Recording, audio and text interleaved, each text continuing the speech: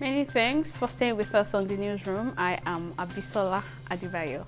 The management of the Ekiti State University, EXU Ado-Ekiti, has reopened the institution for academic activities in defiance of the ongoing strike by the Academic Staff Union of Universities, ASU, nationwide.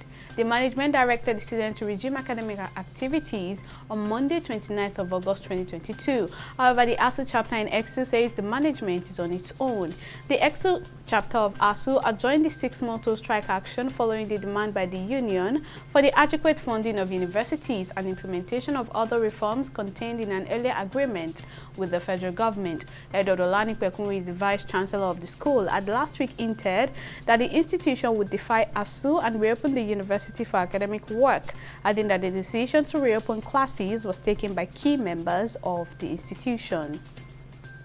Human rights lawyer Femi Falana says the federal government does not have the legal backing to proscribe the Academic Staff Union of Universities ASU over its continued strike action.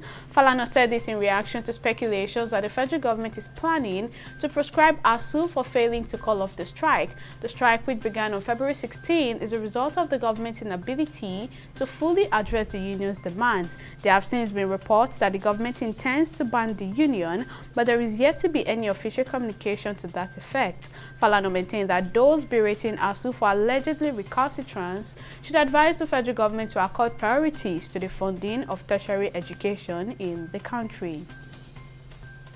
The Non-Indigenous Association in Rivers State has passed a vote of confidence on Governor Nyesom Wike, saying the governor has delivered meaningful projects to the people of the state. Addressing journalists at the weekend in Port Harcourt, the chairman of the association, Felix Ogbegbo, explained that Wike has pursued public interest and has shown competence in leadership.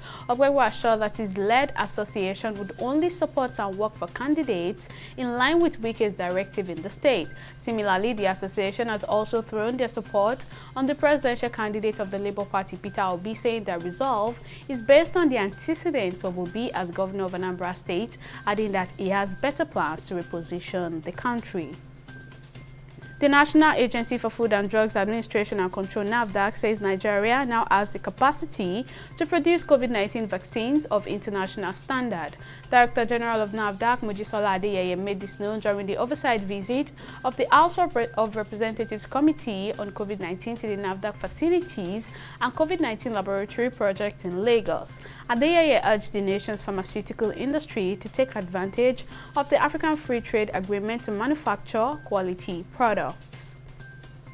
The federal government, in an update on the current gridlock being experienced around the Berger-Opik axis along the Lagos-Ibadan Expressway, has said that the contractor should close all illegal road diversions. This is as the government said that more law enforcement and traffic regulatory agencies had been deployed to manage traffic along the axis. In a statement by the acting federal controller of works in Lagos State, Forosola Oloyede, the government also advised motorists to exercise patience, adding that traffic offenders will be arrested and prosecuted accordingly.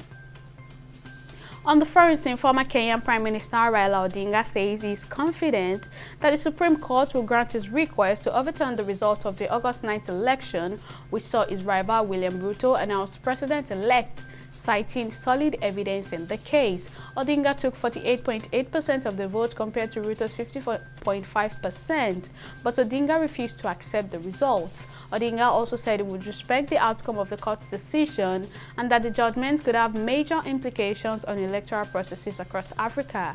He added that the future of democracy in Africa is at stake, citing retrogression in some African countries.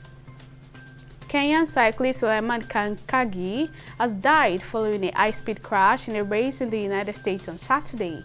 The 33-year-old who raced for the East African-based team Amani was taking part in the Overland Gravel Race in Vermont, a 59-mile dirt road contest including almost 7,000 feet of climbing.